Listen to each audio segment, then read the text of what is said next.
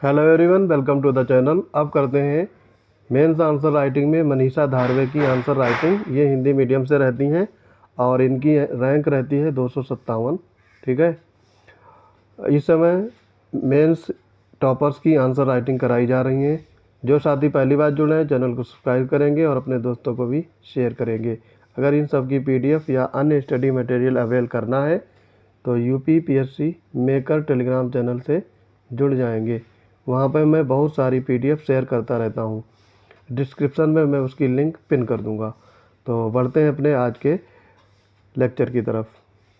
पहला दिया है, अध्यादेश का पुनः प्रख्यापन संविधान के साथ एक छल तथा लोकतांत्रिक विधायी प्रक्रिया का विध्वंस है, प्रमाणित कीजिए। तो ये मनीषा जी इसमें लिखती हैं, भारतीय संविधान के अनुच्छेद 123 व अनुच्छेद 213 के अंतर्गत क्रमशः राष्ट्रपति व राज्यपाल को अध्यादेश जारी करने का अधिकार दिया गया है। बहुत सटीक लिखा है। आगे ये लिखती हैं, अध्यादेश जारी करने की परिस्थितियां क्या हो सकती हैं। संसद या राज्य विधानमंडल सत्र में न हो या एक ही साल सत्र के न होने पर कानून निर्माण आवश्यक हो, तब अध्यादेश को 30 दिन के भीतर अनुमति लेनी होती है। सत्र होने पर 6 माह अधिकतम सत्र ना होने पर, ये उसकी कंडीशन बताई गई हैं। अध्यादेश का पुनः प्रख्यान वर्तमान राजनीति संदर्भ में देखा गया है कि दल अपने संकीर्ण व हितों के लिए अध्यादेश को जारी कर रहे हैं तथा उसे संसद व विधानमंडल से बाइकआउट कर रहे हैं। फिर आगे ये मनीषा जी लिखती हैं, तथा उन्हीं अध्यादेशों को 6 माह बाद भी पुनः प्रख्यापित किया जा रहा है। उदाहरण के लिए बिहार में एक ही अध्यादेश 9 सालों तक चला। संविधान के छल तथा लोकतांत्रिक विधायी प्रक्रिया का विध्वंस हो रहा है। इससे कार्यपालिका विधायिका के प्रति उत्तरदायी है, संवैधानिक दायित्वों का निर्वहन नहीं होता है। सुप्रीम कोर्ट ने DS बाधवा व कृष्ण कुमार मामले में इसे संविधान के साथ इसे विश्वासघात बताया है। आगे की इसकी राह क्या होनी चाहिए। अध्यादेश आवश्यक होने पर ही जारी किए जाएं तथा सदन के पटल पर रखे जाएं। अध्यादेश के प्रावधान के केवल भाषा बदल पुनः प्रख्यापन के राजनीति एजेंडे को रोका जाना चाहिए। ठीक है, तो यहाँ पे इन्होंने काफ़ी सटीक लिखा है। 4 मार्क्स में दूंगा 10 में।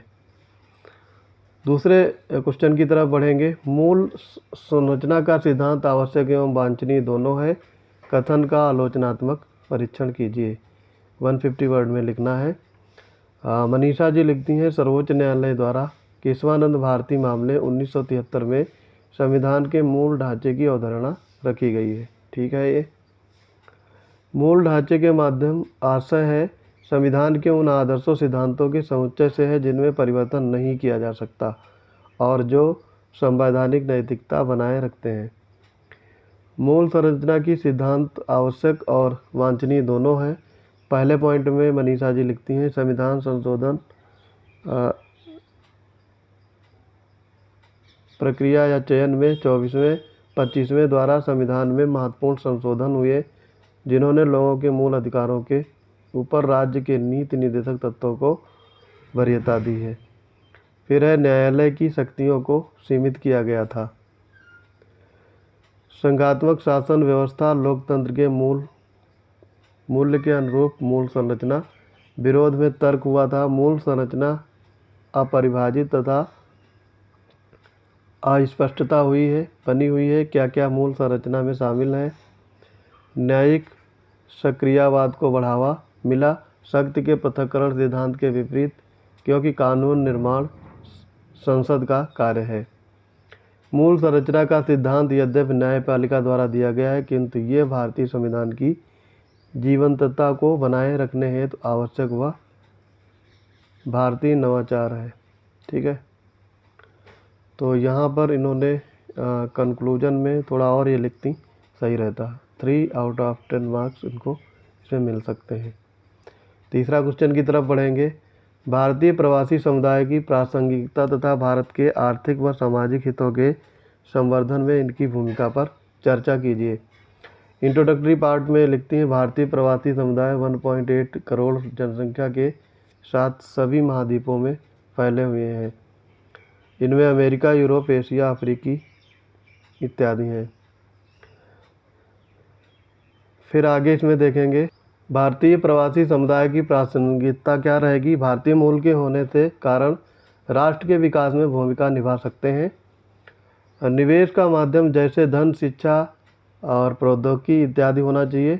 भारतीय सॉफ्टवेयर का हिस्सा जैसे अमेरिका के सिलिकॉन वैली में छठ पूजा होना। फिर है भारतीय संस्कृति के राजदूत का कार्य व प्रचारकर्ता का यूरोप में इंडिया डांडिया नृत्य हुआ था। फिर है मानव संसाधन कौशल व उन्नत शिक्षा से मुक्त प्रवासी समुदाय। फिर आगे मनीषा जी लिखती हैं भारत के आर्थिक एवं सामरिक हितों के संदर्भ में भूमिका। पॉइंट 1 में लिखती हैं खाड़ी देशों व अन्य क्षेत्रों में प्रेषण की शक्ति प्राप्ति विश्व में सबसे ज़्यादा प्रेषण प्राप्त करता। कौशल प्राप्ति एमएनसीज में कार्यरत अनुभव व प्रौद्योगिकी में दक्ष, इससे भारत की विकास में भूमिका रही है। निवेश का महत्व रहा है। भारत में निवेश पर्यटन दोनों देखो अपना देश के अंतर्गत नीतियों में परिवर्तन करवाने में, जैसे भारत और यूएसए परमाणु असैन्य समझौता। और छठे पॉइंट में लिखती हैं राजनीति के सर्वोच्च पदों पर कमला हैरिस, ऋषि सुनक और जैसे व्यक्तित्व भारतीय हितों के अनुरूप हैं। भारतीय प्रवासी समुदाय वर्तमान में सबसे बड़े समुदाय में से एक है जो न भारत के सामरिक, आर्थिक, राजनीतिक हितों के महत्वपूर्ण निभा सकते हैं। ठीक है, तो यहाँ पे इनको 3.5 मार्क्स मिलने चाहिए आउट ऑफ 10 में।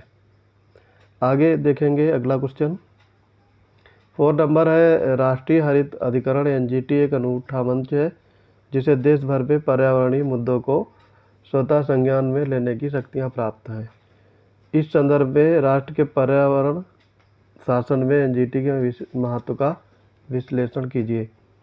तो मनीषा इसमें लिखती हैं राष्ट्रीय हरित अधिकरण की स्थापना राष्ट्रीय हरित अधिकरण अधिनियम 2010 के तहत की गई है। ठीक है, जिसका उद्देश्य पर्यावरण न्याय व पहुँच को बढ़ावा देना है। इंट्रोडक्टरी पार्ट इनका इफेक्टिव है, ठीक लिखा है। एनजीटी की शक्तियाँ फिर बताती हैं ये पर्यावरण मुद्दों को स्वतः संज्ञान में लेने की शक्ति। ठीक है, पर्यावरणीय वादों में जुर्माने लगाने व दंड देने की शक्ति, ये भी ठीक पॉइंट लिखा है। एनजीटी के मामलों की अपील केवल सर्वोच्च न्यायालय में हो सकती है। ठीक है, सिविल सेवा में बाध्य नहीं है, प्राकृतिक न्याय के सिद्धांत पर कार्य करता है। उपलब्धियां इसकी क्या हैं? लिविंग ऑफ आर्ट के ठीक है, यमुना किनारे कार्यक्रम के दौरान जुर्माना, फिर है जुर्माना लगाया गया।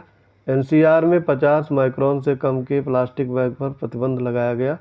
सीमाएं इसकी क्या हैं? वर्तमान में इसके निर्णयों की अपील उच्च न्यायालय में की जा रही है। एनजीटी की संरचना में न्यायिक सदस्यों की भूमिका अग्रणी है, किंतु पर्यावरण सदस्यों को महत्व नहीं दिया जाता। वर्तमान में केवल 8 कानूनों के तहत ही मामले दर्ज किए जाते हैं। अब इसका सिग्निफिकेंस यानी महत्व बताती हैं।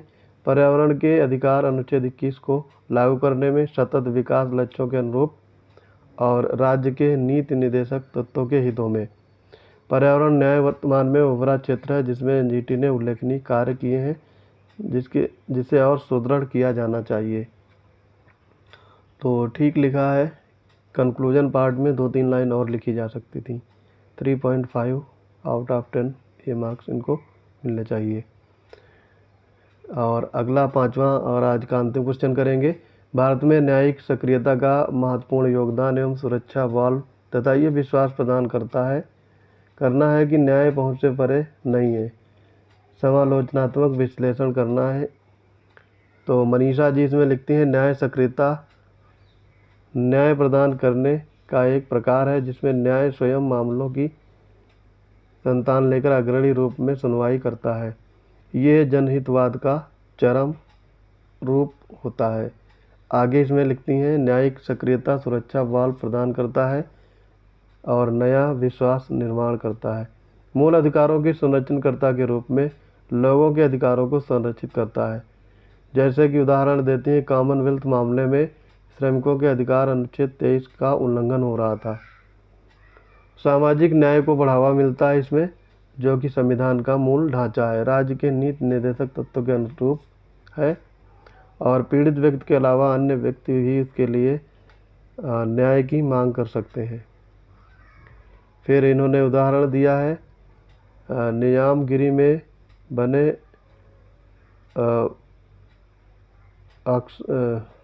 ऑक्साइड खनन में जनजाति विस्थापन के मामले हैं। विपक्ष में तर्क भी दिया है शक्ति पृथक्करण के सिद्धांत के विपरीत, क्योंकि न्यायालय न्याय प्रदान करता है, कार्यपालिका में पहुंच बढ़ानी है। क्रियात्मक कार्य बाधित होता है, जैसे कि राष्ट्रीय राजमार्ग के 1 किलोमीटर दायरे से रेस्टोरेंट व दुकानें हटवाना। सही बात है ये। और फिर निर्णय का भुगतान सरकार को करना पड़ता है। आगे ये लिखती हैं मनीषा जी, न्याय तक पहुंच प्रदान करना भारतीय संविधान के अनुकूल है, किंतु इसी के साथ शक्ति के पृथक्करण सिद्धांत का पालन भी किया जाना चाहिए, जिससे उसका बेहतर सामंजस्य हो सके। तो यहाँ पे कंक्लूजन भी ठीक लिखा है, 4 मिलेंगे इसमें आउट ऑफ 10 में। तो आई होप ये वीडियो आपको पसंद आ रहे होंगे। मिलते हैं अपने अगले लेक्चर में, तब तक के लिए पढ़ते रहिए। जय हिंद।